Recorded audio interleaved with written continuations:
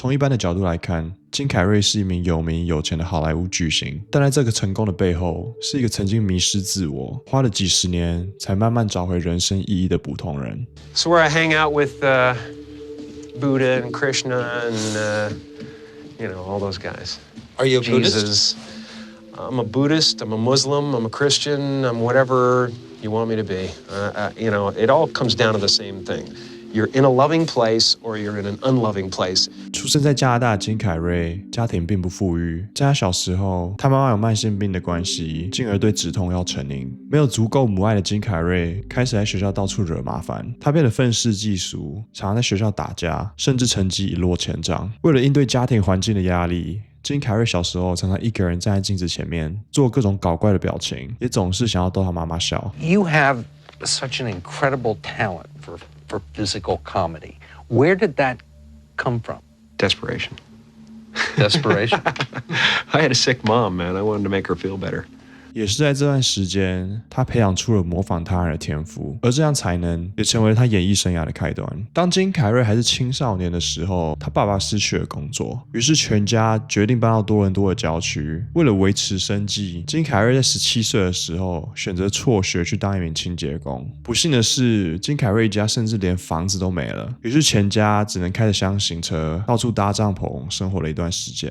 跟我们现在在荧幕上看到的金凯瑞不一样，其实金凯瑞是站立喜剧出身的喜剧演员。他回想到他第一次表演时是在多伦多的一家俱乐部叫 Yuck Yuck， 那年的他只有15岁，他当时穿着一套他妈帮他准备的聚酯纤维西装上台表演。因为在当时聚酯纤维的西装算是最嬉皮也是最潮的打扮。他也回忆的说到，我站在台上演了一段非常糟糕又老套的表演，演到一半的时候，现场突然开始播放耶稣基督巨星的配乐，还有人喊着把他钉上十字架，把他钉上十字架。在这之后，他因为受到打击，2年都没有回去那个俱乐部表演。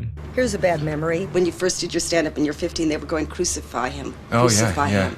Well, that was Crucify him. Yuck Yucks. That was this place called Yuck Yucks. It was downtown Toronto. It was like it was a tragically hip place with, people with, dark colors on and tired of life. Something would snap in my head and I would say, okay, if I'm going to bomb, I'm going to bomb worse than anybody's ever bombed on the face of the earth.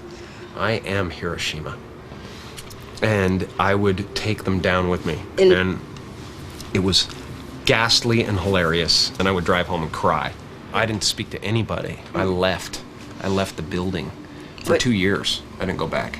然而后来他在家里练习更久了以后，他要回到那个俱乐部表演，也是因为他这样利用自己的演绎，他慢慢在加拿大打出名声。1981年，年仅19岁的他搬到了洛杉矶。到了当地以后，他到处表演，也得到了喜剧传奇 Rodney Dangerfield 的注意。他对这位年轻的喜剧演员印象深刻，于是决定拉拢金凯瑞帮他做开场表演。于是金凯瑞就游遍美国各地，也慢慢的被人认识。Rodney Dangerfield to you is a father figure.Oh, yeah. He was so good to you and so encouraging to you that even nights where you thought you were bombing as a stand-up comic, Rodney would say, you are a funny motherfucker. He was really meaningful. Yeah, he was always to you. there for me, always supported me, even when I was experimenting and no one knew what the hell I was doing. He was there for me. He still hired me. He sat in the wings with his balls hanging out of his, robe on the side of the stage, just howling with laughter. And I'd get off and he'd say, man, they're looking at you like you're from another planet.之后，金凯瑞陆续在不同的电影中担任了角色，作品包括《Once Bitten》，还有与尼可拉斯凯奇的《Peggy Sue Got Married》，以及《Earth Girls Are Easy》。即便参与了多部好莱坞电影，差强人意的票房还有不出色的演出，还是没有将金凯瑞推到好莱坞巨星的高度。然而，在1990年的一个喜剧小品电视剧In Living Color 正确的使用金凯瑞的长处。这出剧是由 Wayans 家族制作的。Wayans 家族是纽约著名的演艺家族，大家所熟悉的惊声尖笑或者是小姐好白，都是由这个家族操刀制作的。金凯瑞在电视剧 In Living Color 的演出，完全展现了他身体还有那个脸的延展性，也因为这样造就了许多名场面。也是在这时候，观众还有电影制作公司在这个演员上面看到一个与众不同的才能。 He had a career as an impressionist in Vegas, and he was doing quite well. But he hated it, and he quit, and he went back to doing stand-up. And I knew how talented this guy was, but he kept getting these roles that didn't showcase him. He wasn't able to do what he does, and this was the perfect opportunity. 也因为他的演绎，他被录取了电影《Ace Ventura》的男主角。Ace Ventura 王牌威龙在讲述一名私家侦探以帮人寻找走失动物为主。在电影制作方面，他也被允许可以改变脚本，还有即兴演出。这部在1994年上映的电影带来了前所未有的成功，也将金凯瑞慢慢的推向好莱坞巨星的道路。在预算只用了$1500万之下，这部电影的全球票房却高达$1.7亿。虽然他当初片酬不是很高，但也凭借着他在《王牌威龙》的表现，加上亮眼的票房，他成功为自己在下一部电影《阿呆与阿瓜》谈了$700万的片酬。令人惊讶的是，这部电影其实只花了1个月拍摄，也马上在1994年年底，也就是与《王牌威龙》上映的同一年，在电影院上映。1994年也成为金凯瑞在国际影迷上留下最深刻印象的一年。除了《王牌威龙》，还有《阿呆与阿瓜》，摩登大圣也是在1994年上映的。金凯瑞饰演一名戴上面具就会变了一个人的银行职员，凭借疯狂又卡通化的表演，也成了他生涯最具代表性的角色之一。说到这边，我相信大家都看得出来，金凯瑞之所以走红，是因为电影公司终于懂要怎么用他的橡胶脸了。在片酬方面，金凯瑞很快的挤进了好莱坞一线巨星的片酬，与阿诺·施瓦辛格、Harrison Ford 还有史特龙并驾齐驱。他演的《王牌威龙2》片酬也从$45万一口气晋升到$1000万。但真正让好莱坞下巴掉下来的片酬，是他在《The Cable Guy》中拿了$2000万的片酬，电影制作公司还给了他15% 的票房分红。多年以来，好莱坞的高层试着把演员的片酬控制在$1500万以下。在金凯瑞拿到$2000万的片酬之前，要知道当初靠着《魔鬼终结者》在国际市场走红的阿诺·施瓦辛格，在电影《魔鬼毁灭者》里，他的片酬也只有$1700万而已。也因为金凯瑞拿了$2000万的片酬，让很多的观众跟影迷都把这部电影的表现跟那$2000万连在一起。而这部在讲跟踪狂的黑色喜剧，仅仅拿了$6000万的票房，也让很多影评认为，你既然要拿$2000万给金凯瑞，为什么要他演一部黑色喜剧？明明就知道金凯瑞的长处就是在纯喜剧方面的浮夸表现，就电影公司竟然捧着$2000万，让金凯瑞去演一个商业市场不是很大的黑色喜剧。尽管The Cable Guy没有获得到商业上的成功，但这也没阻止金凯瑞的星途。他在之后的 Liar Liar 王牌大骗子、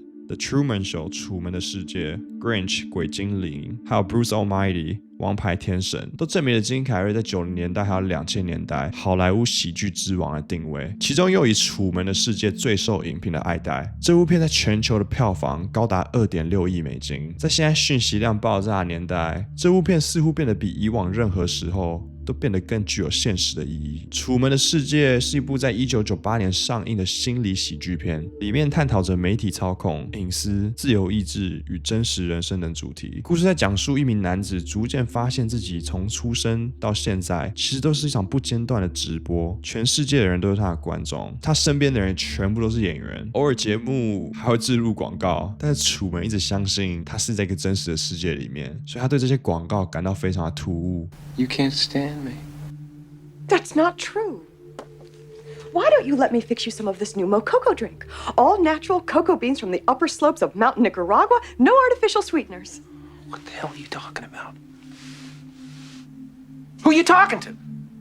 I've tasted other cocos. This is the best. 故事的最后，他开始帆船，想要逃离这个世界。最后，他还撞到了摄影棚的边缘。电视节目的制作者劝他不要离开，但楚门最后还是选择走了出去，迎接真实的世界。In case I don't see ya. Good afternoon, good evening, and good night. 这部片也让影评还有电影公司发现，金凯瑞除了会搞笑以外，其实还是有严肃的一面。靠着这部电影，金凯瑞拿了金球奖剧情片最佳男主角奖。可惜的是，在这之后，金凯瑞还是回到了喜剧片上，也没有在剧情片有过多的尝试。然而，在2004年，我最喜欢的一部金凯瑞电影上映了，它是与凯特温斯雷一起主演的《Eternal Sunshine of the Spotless Mind》，中文叫做《王牌冤家》。说到这边，我真的想吐槽一下，到底有多少王牌？我发现台湾对金凯瑞电影的翻译都是王牌什么什么什么的，不知道是不是因为想要建立王牌跟金凯瑞这这个名字的连结，像是王牌冤家、王牌威龙、王牌大骗子、王牌天神、王牌特派员，到底是谁给我乱取 ？Eternal Sunshine of the Spotless Mind 在讲述一对性格不同的男女，在一次看似偶然的相遇以后，建立了一段关系。我也不想透露太多、剧透太多，就给各位自己去看。故事的核心围绕着一个概念：如果人能选择抹去一段痛苦的记忆，那么失恋的痛是否真的可以被消除？电影透过非线性的叙事方式，探索记忆、情感以及人为什么即使知道会受伤，仍然选择去爱。这部里的金凯瑞没有什么搞笑，然而与以往不同的是，这一次他的脸部表情变得更内敛，变化更细微。金凯瑞也展示了他有实力演忧郁、闷骚、充满情绪的角色。在这部电影里面，金凯瑞把忧郁的情绪真的是演得出神入化，让身为观众的我们有非常强的代入感。如果你还没看过的话，我真心推荐你去看这部片。跟电影一样，同时在现实生活中，即使金凯瑞在这个时候已经是好莱坞巨星了，但他却还是在星途上感到迷惘，不断的与忧郁症拉扯。正当人们都觉得金凯瑞是不是精神状态出问题的时候，他上了 Jimmy Kimmel 的节目，一走出来就做了一个非常非常奇怪的手势，指控 Jimmy Kimmel 还有其他深夜秀主持人都有参与光明会的运作。Is that a gang sign? Oh, like you don't know what it is. You don't know what that is. I have no idea. You don't know. Jimmy Fallon doesn't know. David Letterman doesn't know. We don't know. All the comics and show business don't know what this is. Right? Yeah. What is it? Come on, Jimmy. Seriously, the time is up. I'm here tonight to blow the lid off it, to be the whistleblower. I'm sick and tired of the secrets and the lies.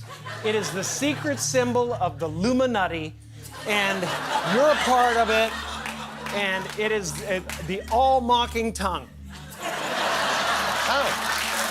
I like it. For years now, talk show hosts, people on television, people in sitcoms have been hired by the government to throw you off the track, to distract you, to make you laugh and stuff like that, make you happy and docile so you don't know what's really going on. You know, and they get out there in the woods in a circle naked and they decide these things and, you know, and you know, look at him trying to cover it up. It's hilarious. And, you know, and I'm sick of, hold on a second. You know what they're trying to do? Who? This thing is buzzing. Hold on. They're trying to turn us into, you know, consumer drones of some sort. Hold on, I just got to get this. And yeah. Yeah, listen, I'm in the middle of blowing the lid off some.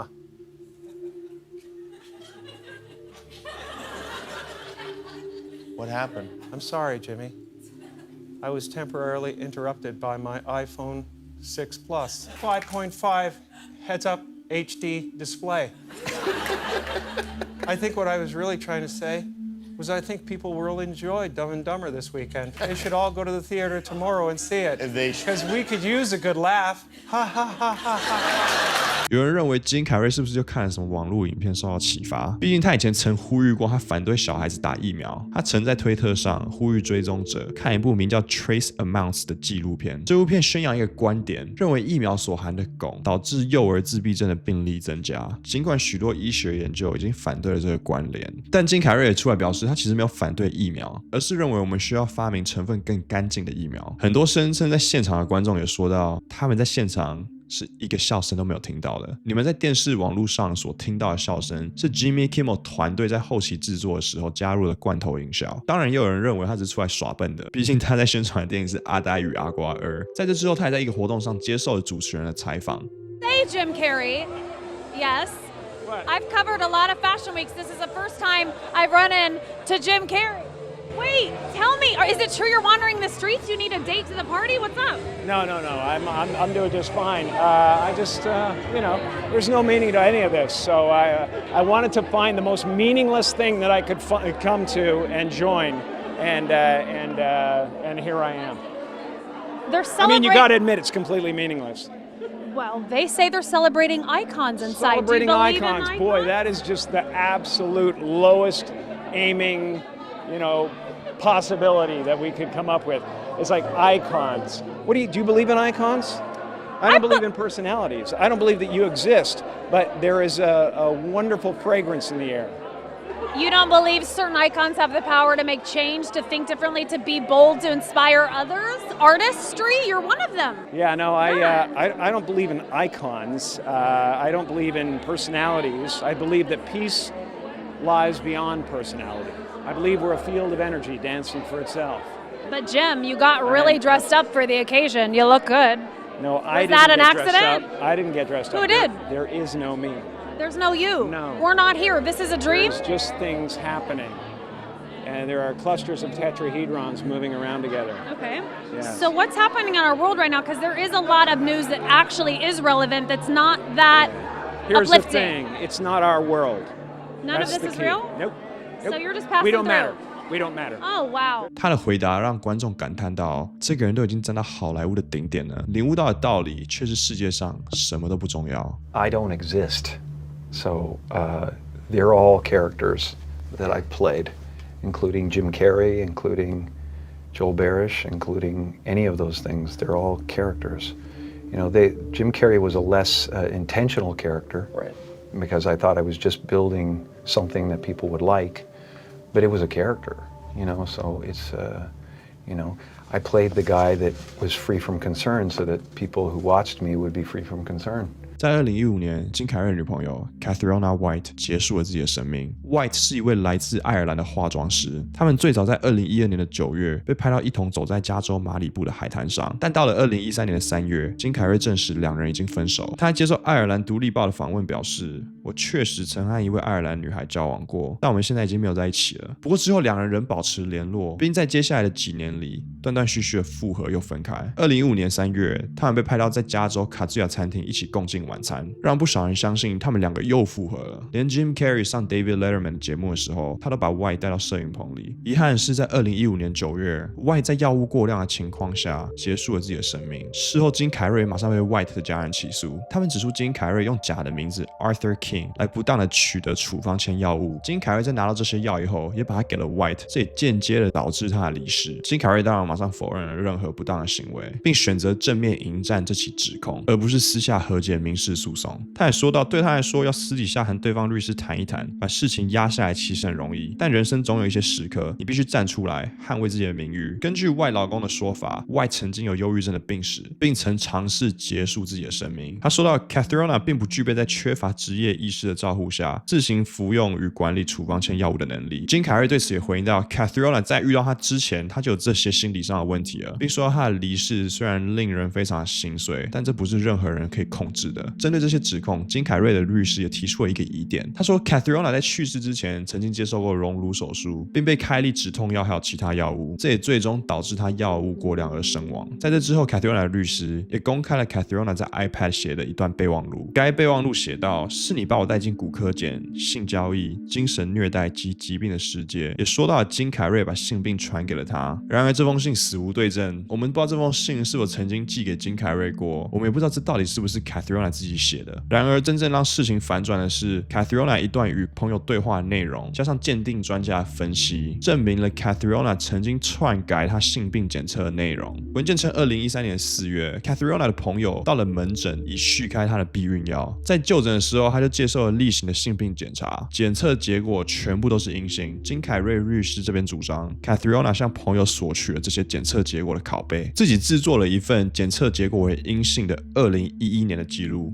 注意哦，他就是拿2013年的结果，然后拿来篡改成2011年，也就是他与金凯瑞见面之前的性病检测。简单来说，就是证明他在遇到金凯瑞之前，他是没有性病的。这份报告也被 Catriona 还有律师利用。金凯瑞团队这边声称，在2013年的时候 ，Catriona 还有律师曾经用了这份报告来向金凯瑞勒索了数百万美元。一位见识文件的专家也对这个性病的检测报告进行了分析，他的结论指出 ，Catriona 所谓的2011年的记录报告，其实就是拼接而成的文件，基本上就是剪贴贴上啊。在这一连串对篡改报告的攻击之下，金凯瑞团队也在2018年的1月向外界证实了所有对金凯瑞的指控都已经被撤销了。外界推断这极有可能是 Catriona 这一方面面临到伪造证据的问题，于是决定撤销诉讼。也因为这样，我们没有办法得知真相的完整性。尽管他们指控金凯瑞给了他前女友性病，但是我不管在网络上怎么查，我却查不到 Catriona 到底有没有得性病的报告。因为像刚刚刚所说的，他伪造的文件记录是以他是阴性的记录来辩解说，我在遇到金凯瑞之前是没有得性病的，但是却没有提到说他遇到金凯瑞之后到底有没有被检测是阳性。奇怪的是，金凯瑞在很多场合上对 Catriona 几乎也没有什么坏话可以讲，他对这段回忆似乎也是美好的。也是因为这样 ，Catriona 的死在金凯瑞上也造成了很大的影响。在这个事件发生以后，他已经渐渐的淡出大荧幕，近年来他的作品也大概只有《音速小子》真人版而已。最后我想说一下，金凯瑞这么成功的人都过得不开心了，而且既然世界上没有任何事是保证是安全的，那是不是该在经济允许的情况下来做自己热爱的事？最后给你们看一段金凯瑞在毕业典礼的致辞。My father could have been a great comedian, but he didn't believe that that was possible for him. And so he made a conservative choice. Instead, he got a safe job as an accountant. And when I was 12 years old, he was let go from that safe job. And our family had to do whatever we could to survive. I learned many great lessons from my father, not the least of which was that you can fail at what you don't want. So you might as well take a chance on doing what you love. 欢迎订阅，我们下礼拜见。